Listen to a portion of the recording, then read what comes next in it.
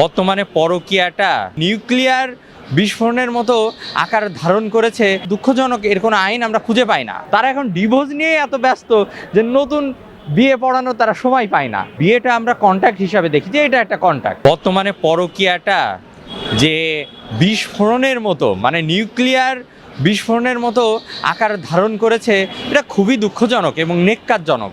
এবং এই পরকীয়ার যদি আমরা শাস্তি বা এর আইন আমরা দেখতে যাই, স্পেসিফিক আমাদের দুঃখজনক এর কোনো আইন আমরা খুঁজে পাই না।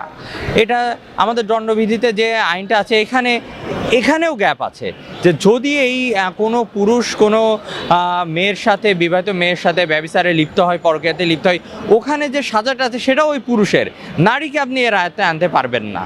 তো এটা খুবই দুঃখজনক। আমি দাবি জানাই আইনজীবী হিসেবে যে এই আইনটা যেন পরিবর্তন করা হয়, অ্যামেন্ড করা হয়। আর সাথে কোর্টের বাস্তবতা মিলিয়ে সাধারণ মানুষ এবং আইনজীবী হিসেবে একটি কথাই বলবো, আজ পরকীয়ার পরিমাণ এত পরিমাণে বেড়ে গেছে এবং ডিভোর্সের পরিমাণ এত পরিমাণে বেড়ে গেছে, আপনি আইন আদালতে আসলে দেখবেন যে পারিবারিক মামলা বা গুরুত্বপূর্ণ মামলা, তার মধ্যে এই ডিভোর্স এবং পরকীয়াজনিত এই পারিবারিক মামলাই অধিক।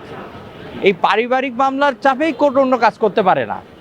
এবং আমি বলবো, আমাদের কিছু কাজীদের সাথে পরিচয় আছে, যেহেতু আইন অঙ্গনে আছি, কাজীদের সাথে কথা বললেও আপনারা পাবেন যে তাদের এখন বিয়ের থেকে ডিভোর্সের হার বেশি।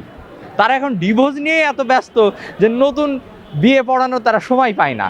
এবং আইনজীবী হিসাবে আমরাও এই ডিভোর্সের বিষয় মোকাবেলা করতে করতে এমন অবস্থা যে নতুন দাম্পত্য জীবনের যে শুরু, সেটা থুয়ে আমরা ডিভোর্স নিয়ে এত ব্যস্ত যে অন্য কোনো দিকে আর আইনজীবীরাও নজর দিতে পারছে না। আমি আইনজীবী হিসেবে এই আইনের এটা সংশোধনের কিছু কথা বলতে চাই। যেমন বিয়েটা আমরা কন্ট্রাক্ট হিসাবে দেখি যে এটা একটা কন্ট্রাক্ট। তাহলে যদি কন্ট্রাক্ট হয়, ওই কন্ট্রাক্টের কেউ যদি কোনো শর্তভঙ্গ করে, তাহলে ব্রিজ অফ কন্ট্রাক্ট হলো। তাহলে চুক্তি আইনেও তো এটা বাধাপ্রাপ্ত হয়, এই আইনে কেন আনা যাবে না, এটা আমার একটা কোশ্চিন। আর যখন একজন স্বামী বা একজন স্ত্রী পরকীয়া করে, তাহলে সে তার স্বামী বা স্ত্রীর সাথে প্রতারণা করছে, তাহলে 420, 406-এর মধ্যে এটা কি ইনক্লুড করা যায় কি না, এটাও একটা দেখার ব্যাপার। আইনজীবী হিসাবে আমার এটাও আবেদন যে প্রতারণার মামলাতে এটা আনা যায় কি না। এবং কোনো স্বামী বা স্ত্রী যখন পরকীয়া করে, অন্য পক্ষের দারুণভাবে মান সম্মান হানি হয়, তাহলে এটা ডিফেমেশন, মানে মানহানির মামলাতেও এটা আনা যায় কি না, অ্যামেন্ড করা যায় কি না, এটাও দেখার বিষয় আইনজীবী হিসাবে।